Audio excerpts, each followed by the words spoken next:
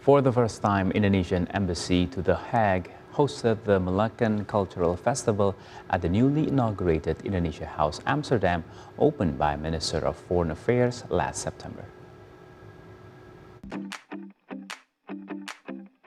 Held last week, the festival was titled Dalam Lese, meaning in one heart in the Tanimbar language, and Basudara Gandong, which in Ambonese means blood relatives.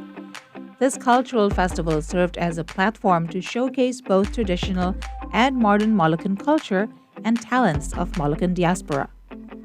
Meanwhile, the Moluccan community from Nistelrode showcased the historical journey of Southeast Moluccan migrants to the Netherlands from the 1940s to the present day. Exhibits included a scale model of the settlement provided by the Dutch government for the Southeast Moluccan community in Donzel.